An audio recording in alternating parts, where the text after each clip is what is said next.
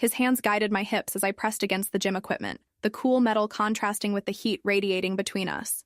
Just like that, he murmured, his breath warm against my neck, his voice rough with something that had nothing to do with our workout.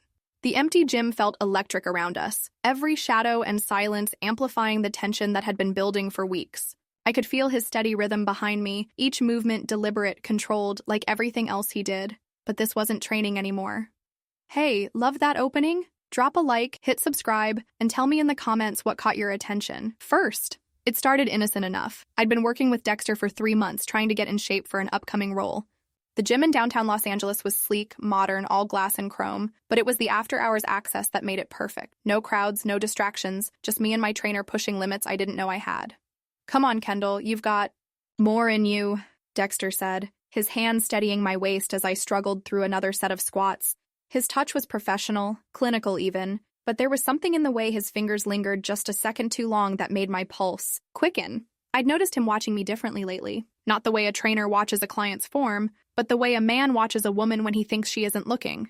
The glances were subtle at first, a lingering look when I bent to pick up weights, his eyes tracking the curve of my spine when I stretched. But tonight felt different. The air between us hummed with unspoken tension.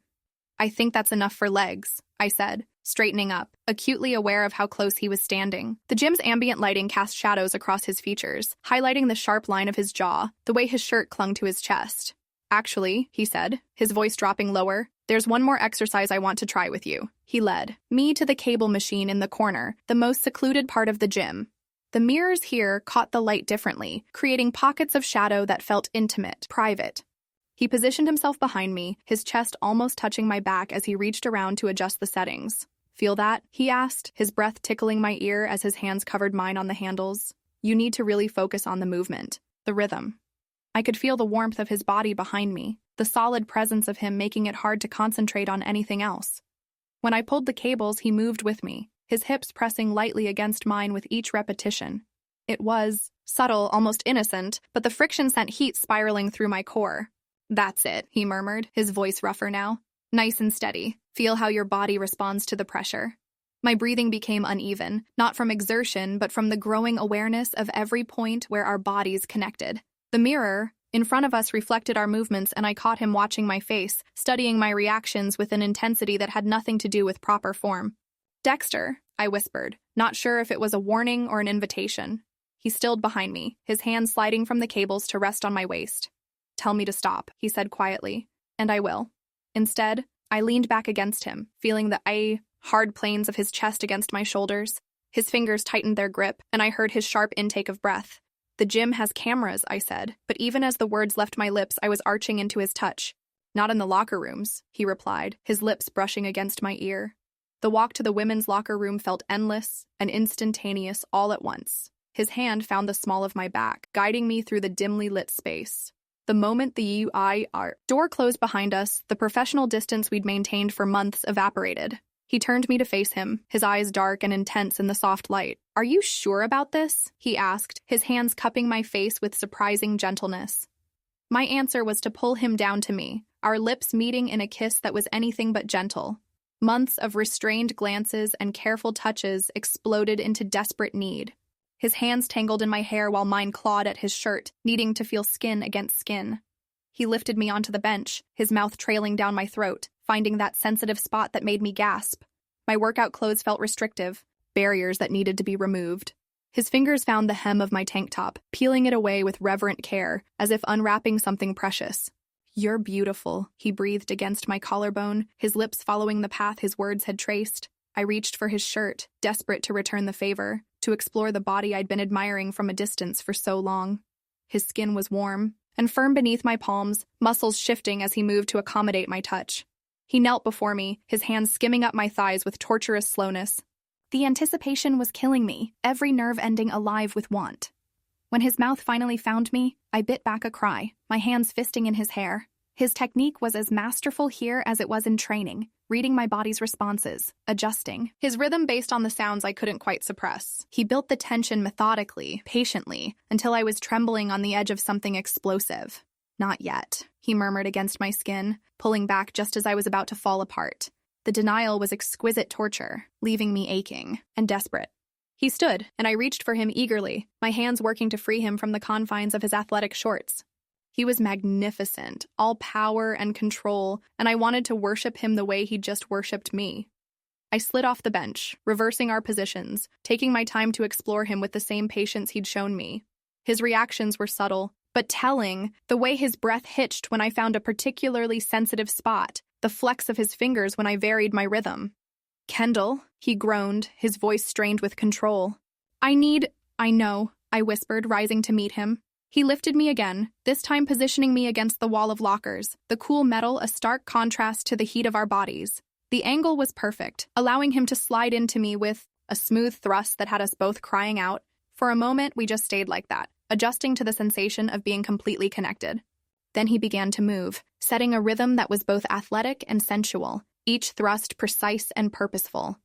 The locker room filled with the sounds of our joining, breathless moans, the whisper of skin against skin, the rhythmic percussion of bodies meeting in perfect synchronization. It was raw and beautiful and utterly consuming. I wrapped my legs around his waist, changing the angle, deepening our connection. The shift made him groan, his movements becoming more urgent, more demanding. I could feel the tension building in, both of us, that familiar coiling in my core that promised release.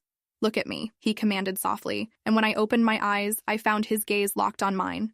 The intimacy of it, the connection beyond just the physical, sent me tumbling over the edge. My climax hit like a wave, radiating outward from where we were joined, making my entire body sing with pleasure. He followed seconds later, his own release, shuddering through him as he buried his face in my neck.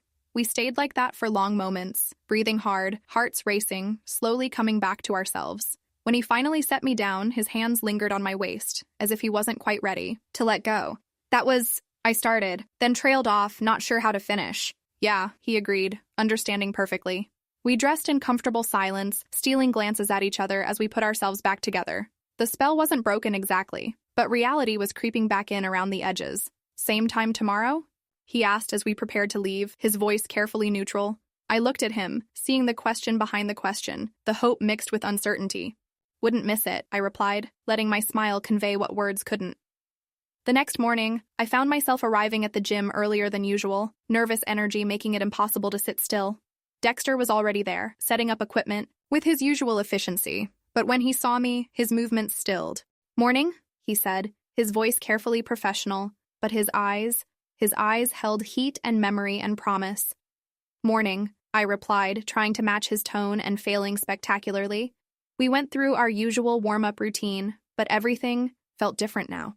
His hands guiding my stretches felt like caresses. The way he spotted me during exercises felt intimate, protective.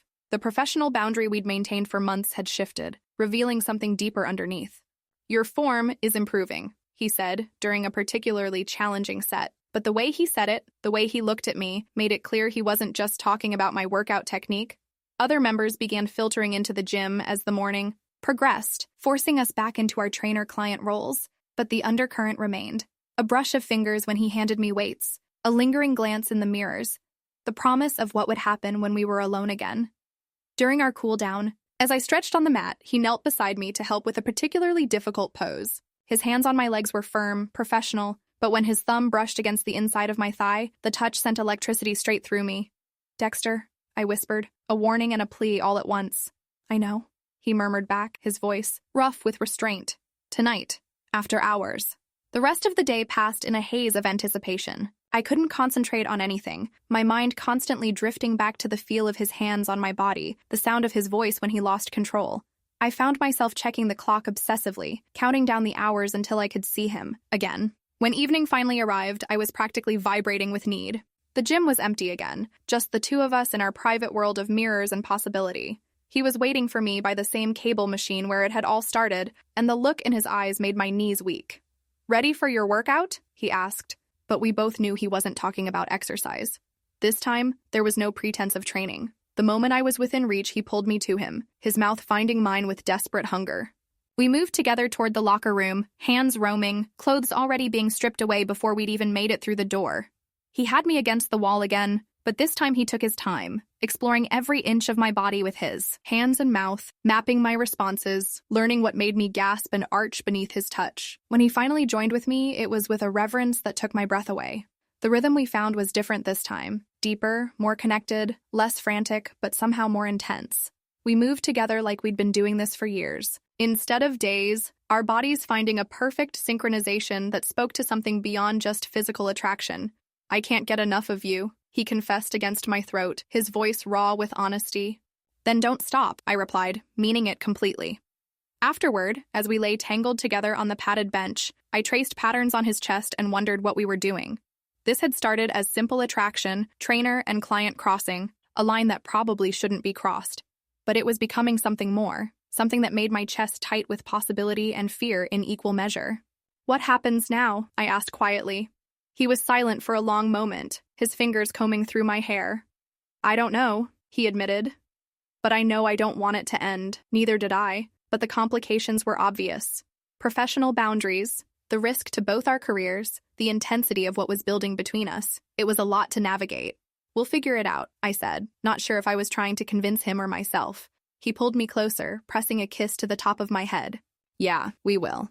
The weeks that followed established a new routine. Days filled with legitimate training, our professional relationship intact but charged with undercurrent. Evenings alone in the gym, exploring each other with increasing boldness and intimacy. He taught me things about my body I'd never known, showed me heights of pleasure I hadn't imagined possible. In return, I discovered the joy of affecting someone so strongly, of being the reason his careful control shattered into desperate need. But it wasn't just physical. We talked between the intense sessions, sharing pieces of ourselves we'd kept hidden. I learned about his dreams beyond training, his ambitions and fears. He listened to my struggles with the industry, the pressure and uncertainty that came with chasing a career in acting. "You're going to make it," he told me one night, his fingers tracing lazy patterns on my skin as we recovered. "You have something special." "How can you be so sure?" I asked. "Because I see how you throw yourself into everything you do," he replied. "Your workouts, your craft, this." He gestured between us. "You don't hold back." He was right. I had never been one to do things halfway, and what was happening between us was no exception. I was falling for him, hard and fast and completely. The realization should have scared me, but instead it felt like coming alive. Every day brought new discoveries, new ways to please each other, new depths of connection I hadn't known existed. One evening, as rain drummed against the gym's windows, he had me on the mat, moving above me with that controlled intensity that never failed to drive me wild. The sound of the storm outside seemed to echo the tempest he was creating in my body, each thrust sending waves of pleasure through me. "Look at us," he murmured, nodding toward the mirrored wall that reflected our joined bodies. The image was erotic and beautiful, two people lost in each other, moving together in perfect rhythm. I watched our reflection as he brought me to the edge again and again, his control absolute, his attention focused entirely on my pleasure. When I finally shattered, crying out his name, he followed immediately, as if my release had triggered his own. "I love watching you come undone," he whispered against my ear as we lay catching our breath. "I love being undone by you," I replied, meaning it more than I'd ever meant anything. The confession hung in the air between us, loaded with implications neither of us was quite ready to examine too closely. But the truth was there, growing stronger every day. This was becoming something neither of us had planned for, something that was changing us both. As we dressed to leave that night, he caught my hand, pulling me close one more time. "Kendall," he said, his voice serious, "I need you to know, this isn't just about the physical for me. You mean more to me than that." My heart did something complicated in my chest. "You mean more to me too," I admitted. He smiled, the expression transforming his face, making him look younger, more vulnerable. "Good," he said simply. Walking out of that gym, I knew we'd crossed another line, one that couldn't be uncrossed. We were no longer trainer and client having an affair. We were two people falling in love, using the gym as our private sanctuary where we could explore both our bodies and our hearts. The question wasn't whether this would continue, it was where it would lead us, and whether we were brave enough to find out. Have you ever found yourself in a situation where professional boundaries blurred into something more intense? What would you do if the attraction was undeniable, the risk worth taking? Tell me in the comments. I read every single one and want to hear your thoughts. Don't forget to like this video, hit subscribe, and turn on notifications so you never miss what's coming next. Trust me, it's going to get even steamier.